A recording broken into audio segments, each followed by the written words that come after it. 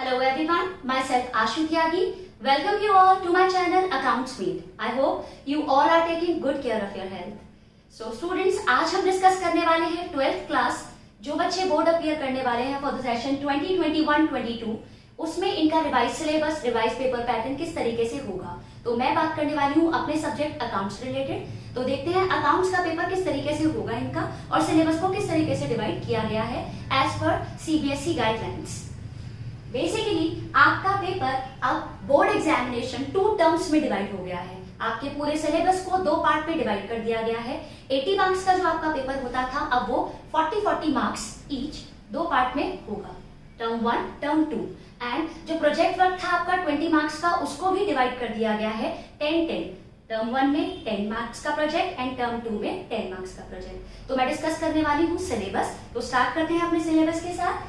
Basically जो आपका term 1 है ये 90 मिनट्स का आपका पेपर होगा, 40 मार्क्स का पेपर होगा और इस पेपर में आपके एमसीक्यूज पैटर्न है, मतलब मल्टीपल चॉइस क्वेश्चंस होंगे। और कौन कौन से टॉपिक यहाँ कवर किए जाएंगे वो डिस्कस करते हैं वन बाय वन।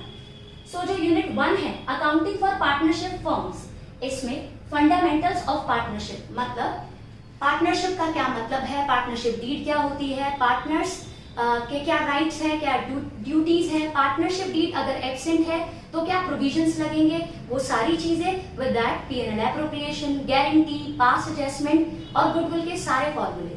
गुडविल किस तरीके से कैलकुलेट होती है under average profit method, super profit method, capitalisation method, ये सब कवर होंगे आपके पार्टनरशिप फर्म के फंडामेंटल्स में।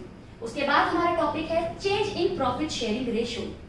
Change in profit sharing ratio मतलब अगर पार्टनर्स अपने बीच का रेशियो चेंज करते हैं तो क्या क्या प्रोविजंस हैं, पुराने प्रॉफिट्स, पुराने लॉसेस को किस तरीके से डिस्ट्रीब्यूट और चार्ज किया जाएगा, revaluation, partners capital, balance sheet किस तरीके से बनेगी।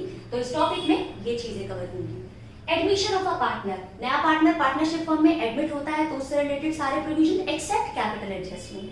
सो बेसिकली आपको समझ में आ गया।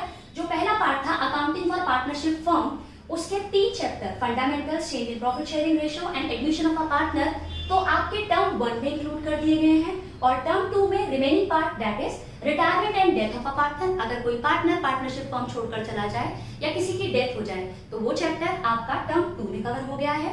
एंड डिसोल्यूशन ऑफ पार्टनरशिप ये टर्म 2 में कवर हो गया है। सो बेसिकली अगर मैं पार्टनरशिप की बात करूं, अकाउंटिंग फॉर पार्टनरशिप, तो जितने भी हमारे ये 5 टॉपिक थे, 3 इस पर्टिकुलर टर्म में आएंगे और 2 नेक्स्ट टर्म में आएंगे। तो अभी हमें टर्म 1 के हिसाब से अपने आप को अगस्त से सितंबर तक प्रिपेयर कर लेना है फॉर टर्म 1। और कौन से पार्टनरशिप फॉर्म में टॉपिक देखने हैं हमें, fundamentals, change in profit sharing ratio and admission of a partner. इसके बाद retirement and death and dissolution part 2 और टर्म 2 के लिए हमें तैयार करना है।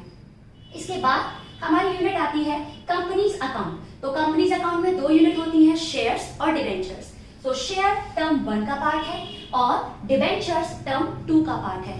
शेयर्स में issue of shares, forfeiture of shares, अगर आप शेयर्स को रीइश्यू करते हो तो कैपिटल रिजर्व में किस तरीके से अमाउंट आती है, शेयर्स अगर प्रीमियम पर इश्यू करते हो, कंसिडरेशन अदर देन कैश, सारे ही पार्ट। अगर आप शेयर्स प्रमोटर्स को इश्यू करते हो, calls in advance, calls in arrear, सारे पार्ट आपके टर्म 1 का पार्ट है। तो होपफुली आपको समझ में आ गया कि कंपनीज अकाउंट में accounting for share capital with balance sheet.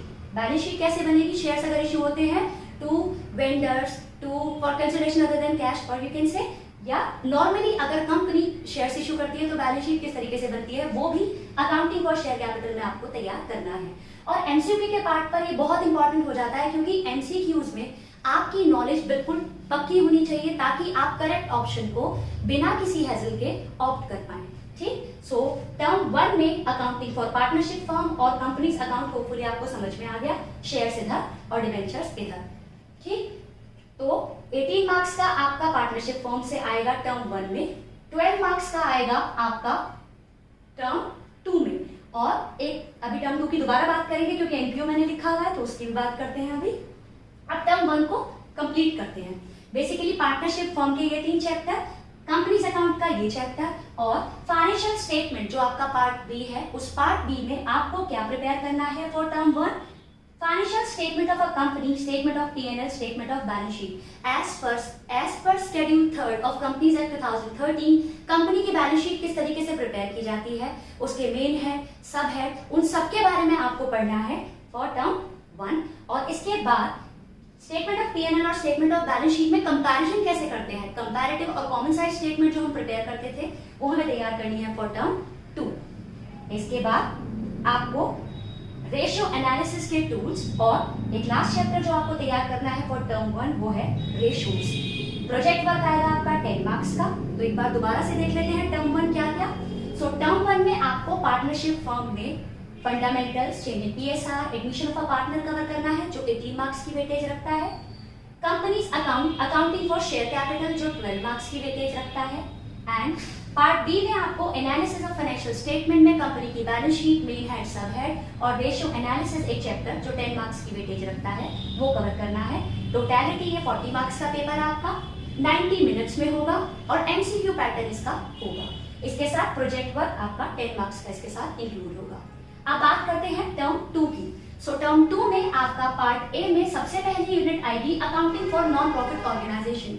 कोई भी ऑर्गेनाइजेशन जो प्रॉफिट अर्न करने की इंटेंशन से नहीं बनी है उसकी सारी अकाउंटिंग आपकी पार्ट टर्म 2 में कवर होगी। पार्टनरशिप फॉर्म के रिमेनिंग पार्ट्स जो फंडामेंटल्स, पीएसआर और एडमिशन को छोड़कर रिटायरमेंट एंड डेथ और डिसोल्यूशन आपके टर्म 2 में आएंगे।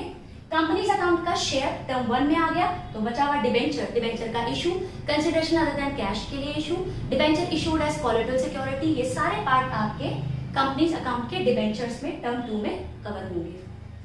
एनालिसिस ऑफ फाइनेंशियल स्टेटमेंट में इधर आपने सिर्फ कंपनी की बैलेंस शीट और रेशियो एनालिसिस पढ़ा, बाकी बचा हुआ चैप्टर आपके कंपैरेटिव और कॉमन साइज स्टेटमेंट और कैश फ्लो स्टेटमेंट आपको कवर करनी है टर्म 2 में।